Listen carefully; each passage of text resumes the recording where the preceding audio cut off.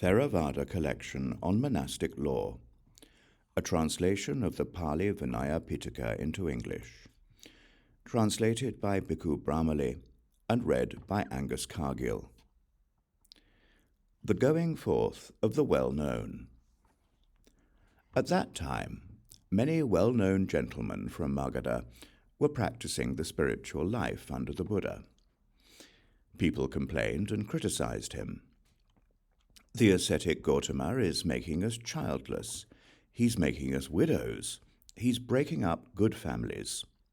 1,000 dreadlocked ascetics have now gone forth because of him, and also these 250 wanderers who were disciples of Sanchaya. All these well-known gentlemen from Magadha are practicing the spiritual life under the ascetic Gautama. And when they saw monks, they confronted them with this verse.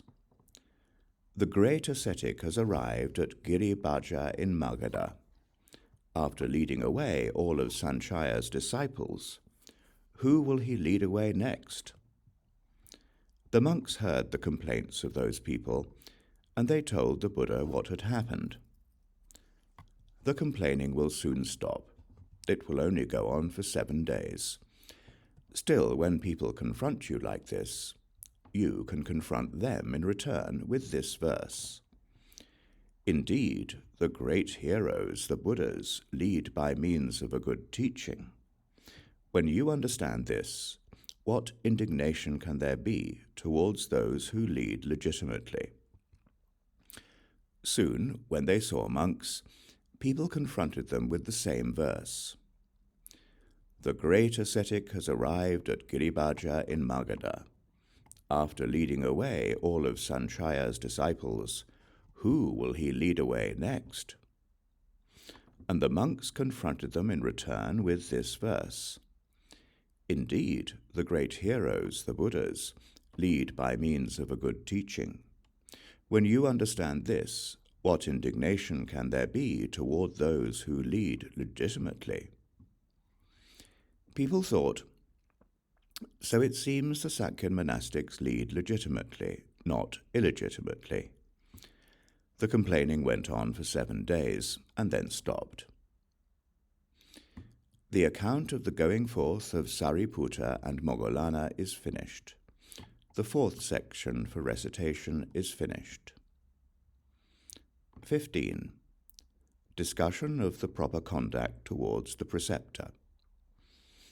At that time, the monks did not have preceptors or teachers, and as a result they were not being instructed. When walking for alms food, they were shabbily dressed and improper in appearance. While people were eating, they held out their alms bowls to receive leftovers, even right over their food, whether it was cooked or fresh food, delicacies or drinks. They ate bean curry and rice that they themselves had asked for, and they were noisy in the dining hall. People complained and criticized them. How can the Sakyan monastics act like this? They are just like Brahmins at a Brahminical meal. The monks heard the complaints of those people. The monks of few desires who had a sense of conscience, and who were contented, afraid of wrongdoing, and fond of the training, complained and criticized them. How can monks act like this? They then told the Buddha. Soon afterwards, the Buddha had the Sangha gathered and questioned the monks. Is it true, monks, that monks act like this? It's true, sir. The Buddha rebuked them. It's not suitable for those foolish men. It's not proper. It's not worthy of a monastic. It's not allowable. It's not to be done. How can they act like this? This will affect people's confidence and cause some to lose it. Then the Buddha spoke in many ways in dispraise of being difficult to support and maintain, in dispraise of great desires, discontent, socializing, and laziness, but he spoke in many ways in praise of being easy to support and maintain, of fewness of wishes, contentment, self-effacement, ascetic practices, serenity, reduction in things, and being energetic. After giving a teaching on what is right and proper, he addressed the monks. There should be a preceptor. The preceptor should think of his student as a son, and the student his preceptor as a father. In this way, they will respect, esteem, and be considerate towards each other, and they will grow and reach greatness on this spiritual path. A preceptor should be chosen like this. After arranging his upper robe over one shoulder, a student should pay respect at the feet of the potential preceptor. He should then squat on his heels, raise his joined palms, and say, "Venerable, please be my preceptor." And he should repeat this a second and a third time. If the other conveys the following by body, by speech, or by body and speech, "Yes, no problem, it's suitable, it's appropriate," or "carry on with inspiration," then a preceptor has been chosen. If the other doesn't convey this by body, by speech, or by body and speech, then a preceptor hasn't been chosen. A student should conduct himself properly towards his preceptor. This is the proper conduct. Meals and alms round. Having gotten up at the appropriate time, the student should remove his sandals and arrange his upper robe over one shoulder. He should then give his preceptor a tooth cleaner and water for rinsing the mouth, and he should prepare a seat for him. If there is congee, he should rinse a vessel and bring the congee to his preceptor. When he has drunk the congee, the student should give him water and receive the vessel. Holding it low, he should wash it carefully without scratching it, and then put it away. When the preceptor has gotten up, the student should put away the seat. If the place is dirty, he should sweep it. If the preceptor wants to enter the village, the student should give him a sarong and receive the one he is wearing in return. He should give him a belt. He should put the upper robes together, overlapping each other edge to edge, and then give them to him. He should rinse his preceptor's bowl and give it to him while wet. If the preceptor wants an attendant, the student should put on his sarong evenly all around, covering the navel and the knees. He should put on a belt. Putting the upper robes together, overlapping each other edge to edge, he should put them on and fasten the toggle. He should rinse his bowl, bring it along, and be his preceptor's attendant. He shouldn't walk too far behind his preceptor or too close to him. He should receive the contents of his bowl. He shouldn't interrupt his preceptor when he's speaking. But if the preceptor's speech is bordering on an offense, he should stop him. When returning, the student should go first to prepare a seat and to set out a footstool, a foot scraper, and water for washing the feet. He should go out to meet the preceptor and receive his bowl and robe. He should give him a sarong and receive the one he is wearing in return. If the robe is damp, he should sun it for a short while, but shouldn't leave it in the heat. He should fold the robe, offsetting the edges by 7 centimeters, so that the fold doesn't become worn. He should place the belt in the fold. If there is alms food and his preceptor wants to eat, the student should give him water and then the alms food. He should ask his preceptor if he wants water to drink. When the preceptor has eaten, the student should give him water and receive his bowl. Holding it low, he should wash it carefully without scratching it. He should then dry it and sun it for a short while, but shouldn't leave it in the heat. the student should put away the robe and bowl. When putting away the bowl, he should hold the bowl in one hand, feel under the bed or the bench with the other, and then put it away. He shouldn't put the bowl away on the bare floor.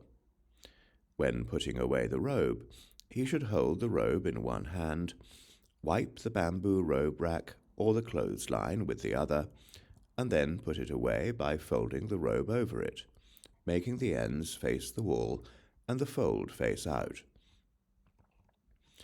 When the preceptor has gotten up, the student should put away the seat and also the footstool, the foot scraper, and the water for washing the feet. If the place is dirty, he should sweep it. If the preceptor wants to bathe, the student should prepare a bath. If he wants a cold bath, he should prepare that. If he wants a hot bath, he should prepare that.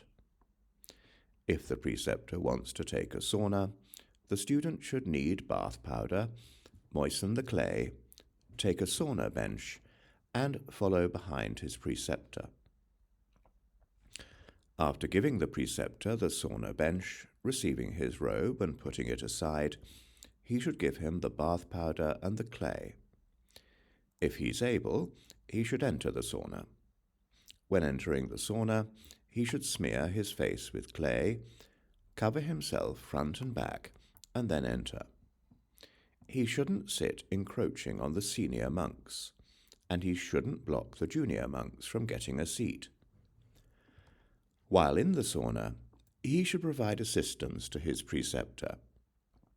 When leaving the sauna, he should take the sauna bench, cover himself front and back, and then leave.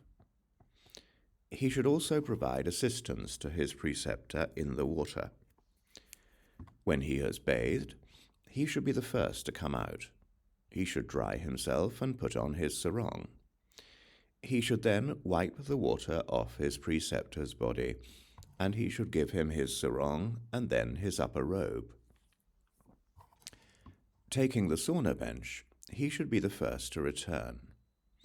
He should prepare a seat, and also set out a footstool, a foot scraper, and water for washing the feet. He should ask his preceptor if he wants water to drink. If the preceptor wants him to recite, he should do so. If the preceptor wants to question him, he should be questioned. If the dwelling where the preceptor is staying is dirty, the student should clean it if he's able. When he's cleaning the dwelling, he should first take out the bowl and robe and put them aside. He should take out the sitting mat and the sheet and put them aside. He should take out the mattress and the pillow and put them aside.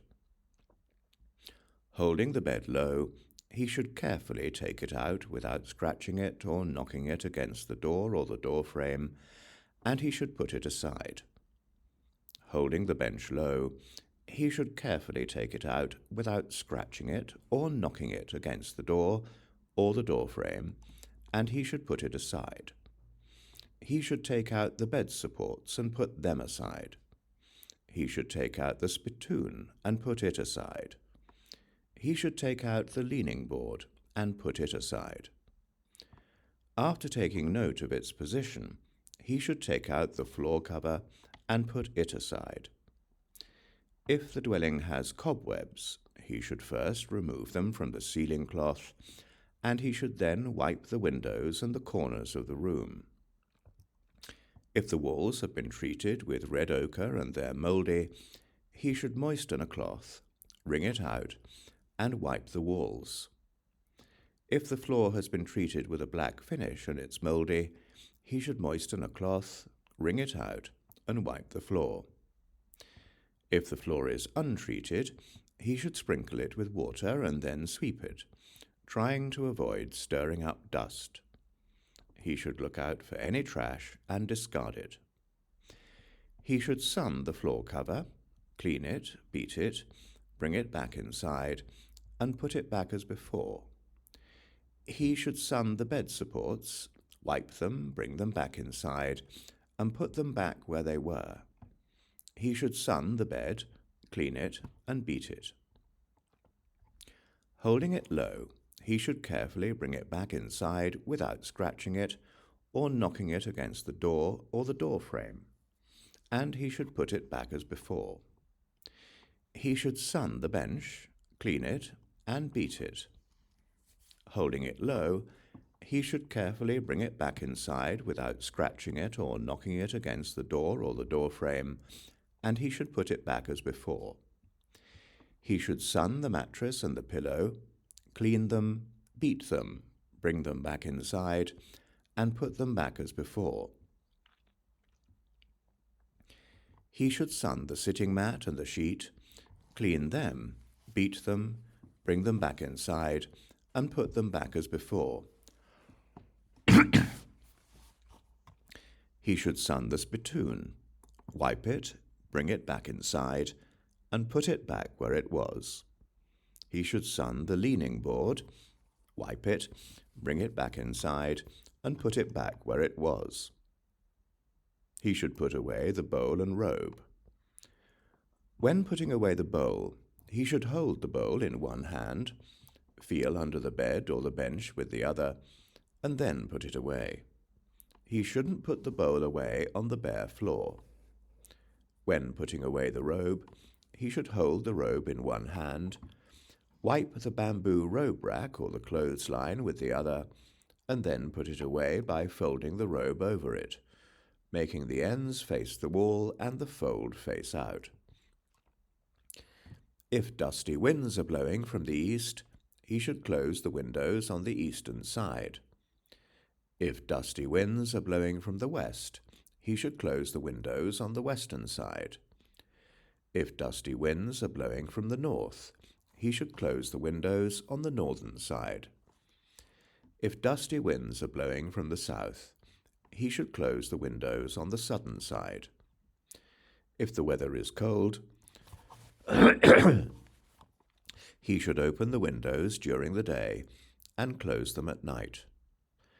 If the weather is hot, he should close the windows during the day and open them at night. If the yard is dirty, he should sweep it. If the gatehouse is dirty, he should sweep it. If the assembly hall is dirty, he should sweep it. If the water boiling shed is dirty, he should sweep it. If the restroom is dirty, he should sweep it. If there is no water for drinking, he should get some. If there is no water for washing, he should get some. If there is no water in the restroom ablutions pot, he should fill it. Spiritual support, etc. If the preceptor becomes discontented with the spiritual life, the student should send him away, or have him sent away, or he should give him a teaching. If the preceptor becomes anxious, the student should dispel it or have it dispelled, or he should give him a teaching. If the preceptor has wrong view, the student should make him give it up, or have someone else do it, or he should give him a teaching. If the preceptor has committed a heavy offense and deserves probation, the student should try to get the Sangha to give it to him. If the preceptor has committed a heavy offense and deserves to be sent back to the beginning, the student should try to get the Sangha to do it. If the preceptor has committed a heavy offense and deserves the trial period, the student should try to get the Sangha to give it to him. If the preceptor has committed a heavy offense and deserves rehabilitation, the student should try to get the Sangha to give it to him. If the Sangha wants to do a legal procedure against his preceptor, whether a procedure of condemnation, demotion, banishment, reconciliation, or ejection, the student should make an effort to stop it or reduce the penalty. But if the Sangha has already done a legal procedure against his preceptor, whether a procedure of condemnation, demotion, banishment, reconciliation, or ejection, The student should help the preceptor conduct himself properly and suitably so as to deserve to be released, and try to get the Sangha to lift that procedure. If the preceptor's robe needs washing, the student should do it himself, or he should make an effort to get it done. If the preceptor needs a robe, the student should make one himself, or he should make an effort to get one made. If the preceptor needs dye, the student should make it himself, or he should make an effort to get it made. If the preceptor's robe needs dyeing, the student should do it himself, or he should make an effort to get it done. When he's dyeing the robe, he should carefully and repeatedly turn it over and shouldn't go away while it's still dripping. Without asking his preceptor for permission, he shouldn't do any of the following: give away or receive a bowl, give away or receive a robe, give away or receive a requisite, cut anyone's hair or get it cut, provide assistance to anyone, or have assistance provided by anyone, do a service for anyone, or get a service done by anyone, be the attendant monk for anyone, or take anyone as his attendant monk, bring back alms food for anyone, or get alms food brought back by anyone, enter the village, go to the charnel ground, or leave for another region. If his preceptor is sick, he should nurse him for as long as he lives, or he should wait until he's recovered. The proper conduct toward the preceptor is finished. 16. Discussion of the proper conduct toward a student. And a preceptor should conduct himself properly toward his student. This is the proper conduct. A preceptor should help and take care of his student through recitation, questioning, and instruction. If the preceptor has a bowl, but not the student, the preceptor should give it to him, or he should make an effort to get him one. If the preceptor has a robe, but not the student, the preceptor should give it to him, or he should make an effort to get him one. If the preceptor has a requisite, but not the student, the preceptor should give it to him, or he should make an effort to get him one.